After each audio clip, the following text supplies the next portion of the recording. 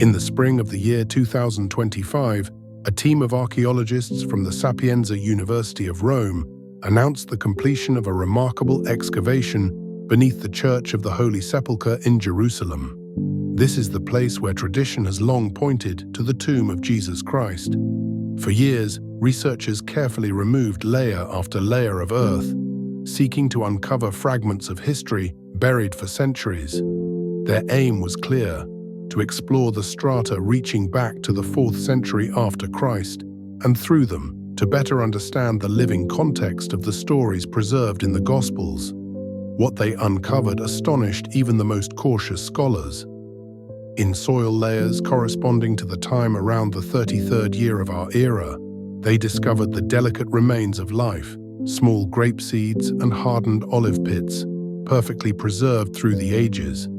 These were not ordinary remnants. Radiocarbon dating confirmed their age, aligning precisely with the years of Jesus' crucifixion. The finding was more than botanical evidence.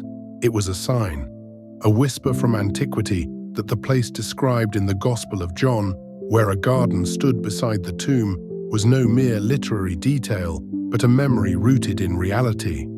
Grapes and olives, symbols of sustenance and of sacred ritual, painted the picture of a Judean garden. Part vineyard, part olive grove, the very landscape familiar to the people who once walked those narrow paths. Yet the seeds were not the only treasures waiting in the darkness. Deep beneath the stone floor, the archaeologists revealed marble sarcophagi. Their solemn shapes, weathered by time, spoke silently of the reverence with which the dead were once laid to rest. And on one of these sarcophagi, faint inscriptions remained. Scholars believe they carry a connection to Joseph of Arimathea, the man of whom Scripture tells us, the man who offered his own new tomb for the burial of the crucified Christ. The design of the sarcophagi and their placement within the rock-hewn chamber echoed descriptions preserved through centuries of tradition. All of it together suggested that these spaces had indeed served as places of burial in the 2nd century, and perhaps even earlier. The significance of such discoveries cannot be overstated. On one hand, they breathe historical weight into the words of the Gospel, showing that the sacred accounts unfolded within a tangible world of earth and stone, vine and olive tree. On the other hand, they widen our vision, allowing us to peer into the daily lives of Jewish society in those days. Through seeds and stones, we learn not only of faith, but of agriculture, of burial customs, of rituals and prayers whispered in a city that pulsed with devotion and longing. Of course, scholars remain cautious. They remind us that no artifact, no matter how compelling, can prove the divine mysteries at the heart of faith.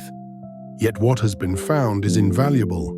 It provides us with echoes of a Jerusalem that once was, and offers us fragments of truth with which we may shape a fuller, richer image of the sacred city and its spiritual life. And so, the soil still speaks. It tells us that beneath layers of time, the past breathes, waiting to be uncovered by patient hands and open hearts. If this story has touched you, I invite you to pause, reflect, and then stay with us. Like this video, subscribe to the channel, and be ready, for many more extraordinary discoveries await.